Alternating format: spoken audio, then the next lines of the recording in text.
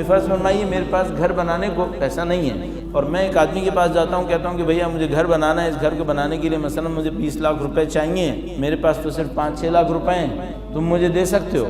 اور وہ مجھ سے کہے کہ مثال کے طور پر میرے جیسا آدمی ہے، تھوڑے سے زیادہ اس کے پاس پیسے ہیں، وہ کہے کہ دیکھو ایسا ہے کہ تم شروع کرو، میں بھی کچھ نہ کچھ شرکت کر لوں گا، تو میری ہمت تھوڑی سی بندھے گی کہ ہاں بھائی کچھ نہ کچھ، اس نے جملہ بہت احتیاط سے کہا ہے، کچھ نہ کچھ میں بھی شرکت کر لوں گا، تو یہ ہے کہ اس کا مطلب یہ ہے کہ 1-2 لاکھ تو کر ہی لے گا، صحیح ہے؟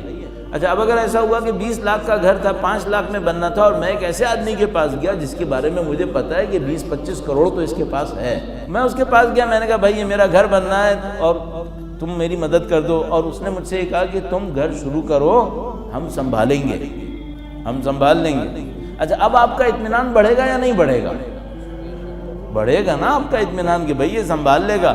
اچھا اب ایک اور فکر کرتے ہیں، وہ جو صاحب ہیں جن کے پاس آپ گئے، جن کے پاس 25 کروڑ روپے مثال کے طور پر ہیں، ان کی اپنی کمپنی بہت بڑی بڑی بلڈنگز بناتی ہے، آپ ان کے پاس گئے، کہا میں گھر بنانے والا ہوں، آپ مجھے تھوڑا سا میری مدد کر دیں گے، اور وہ کہیں گے بھیا ایسا ہے یہ نقشہ ادھر دو اور اب بھول جاؤ، اب میں تمہارے ساتھ ہوں۔ اطمینان بڑھا یا نہیں بڑھا؟ بڑھ گیا نا۔ اگر خدا کہہ دے میں تیرے ساتھ ہوں، پھر اطمینان بڑھ رہا ہے۔ اگر کہیں پر خدا کہہ دے یہ کر لو میں تمہارے ساتھ ہوں، اب اطمینان ہے یا نہیں ہے؟ بھائی اب بچا کیا ہے؟ نہ دنیا کا کوئی معاملہ کہ دنیا اس کی بنائی گئی، نہ آخرت کی کوئی فکر ہے، آخرت بھی اسی کے سامنے ہے، یہی حاکم ہے، یہی مالک ہے، یہی مشکل دیتا ہے، یہی آسانی دیتا ہے، سب کچھ یہی کرتا ہے۔ اگر وہ کہہ دے میں تمہارے ساتھ ہوں، پھر کوئی مسئلہ ہے نہیں۔ کیا قرآن کریم میں کوئی جگہ ایسی ہے جہاں پہ خدا نے یہ کہا ہو کہ یہ کر لو میں تمہارے ساتھ ہوں؟ ہاں جی ہے۔ وہ کون سی جگہ ہے؟ خداوند متعال پوری تاکید اور اصرار کے ساتھ فرماتا ہے ان اللہ مع الصابرین، اللہ صبر کرنے والوں کے ساتھ ہے۔ یہ نہیں کہا جو صبر کرنے والے ہیں وہ خدا کے ساتھ رہیں گے، نہیں، اللہ صبر کرنے والوں کے ساتھ ہے۔ اور جتنی تاکیدات عربی زبان کی اس میں استعمال ہو رہی ہیں وہ بے انتہا ہیں۔ اگر میں اس جملے کو اردو میں ترجمہ کروں عربی کی تاکیدات کے ساتھ تو مجھے اردو کی ناتوانی کا احساس ہونے لگتا ہے۔ ان اللہ مع الصابرین، قرآن کریم کی آیہ کریمہ، حدیث نہیں ہے، آیہ کریمہ ان اللہ مع الصابرین، اللہ صبر کرنے والوں کے ساتھ ہے۔ اب صرف ایک مشکل رہ گئی، صبر ہے کیا؟ میرا صبر کون سا ہوگا؟ اس میں مشکل میں پھنس گئے۔ خدا اور اس کا نظام ہم سے کہہ سکتا ہے کہ تمہیں جتنی مشکلات دی تھی اس کا حل بتایا تھا کہ صبر کر لینا، خدا تمہارے ساتھ ہوگا۔ اس سے بھی آسان کوئی حل چاہیے تھا کیا؟ کیا چاہیے تھا وہ؟ اچھا اب اگلا مرحلہ شروع ہوتا ہے، صبر کسے کہتے ہیں؟ جو صبر کرتے ہیں وہ کیا ہوتے ہیں؟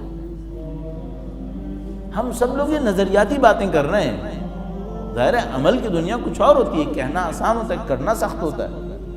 صبر کسے کہتے ہیں؟ ایک مثال آپ کی خدمت میں عرض کرنے کی کوشش کروں گا۔ کسی نے کسی سے پوچھا کہ بھائی صبر کسے کہتے ہیں؟ دنیا میں کوئی صابر ملا تمہیں؟ کہنے لگا ہاں ایک صابر دیکھا۔ اس نے کہا دنیا میں کوئی صابر ملا؟ اس نے کہا ایک صابر دیکھا۔ کیونکہ انسان کہیں پڑھتا ہے تو اثر کم ہوتا ہے، خود دیکھے اثر زیادہ ہوتا ہے، ورنہ سید الشہداء سے بڑا صابر کون ہوگا؟ اہل بیت سے بڑھ کے صابر کون ہوگا؟ لیکن آنکھوں سے خود دیکھ لے اس کی بات ہی کچھ اور ہوتی ہے، اس کی بات ہی کچھ اور ہوتی ہے۔ تو ایک آدمی سے کسی نے پوچھا تم نے کوئی صابر دیکھا ہے؟ کہنے لگا ہاں ایک صابر دیکھا ہے۔ کہنے لگا اس کا صبر کیا تھا؟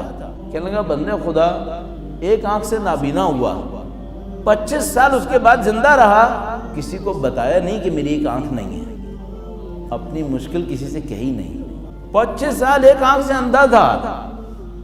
اب آپ سوچیں ایک آدمی ایک آنکھ سے اندھا ہو تو کتنی دیر، یعنی کب نجات ملے اس سے؟ جب بھی آنکھ کھولے گا پتہ ہے ایک آنکھ سے اندھا ہوں۔ 25 سال لوگوں کے درمیان رہا، چوں کر کے نہیں دی کہ ایک آنکھ سے اندھا ہوں، نہیں بولا۔ کتنا صبر چاہیے؟ یہ ایک صابر ہے، یہ صابر ہے، یہ صابر ہے۔ کیوں صابر ہے؟ یہ اس نے سوچا اللہ نے میرے اوپر ایک مصیبت ڈالی ہے، مشکل ڈالی ہے، کیوں دوسروں سے کہوں؟ جس نے ڈالی ہے وہ جانتا ہے، کیوں دوسروں سے کہوں؟ اب تو ہو گیا نا۔ میں نہیں کہہ رہا کسی کی آنکھ خراب ہو رہی ہے تو علاج نہ کرائے، نہیں، علاج تو کرائے، لیکن اگر کوئی مصیبت آ گئی ہے اب اس کے بعد پہلے جو کرنا ہے کرے، بعد میں اس سے سیکھنے کے لیے جو کرنا ہے وہ بھی کرے، لیکن دوسروں کو مصیبتیں سنائے یا نہ سنائے، کرنی میں نہیں سنی، میں صابر بننا چاہتا ہوں۔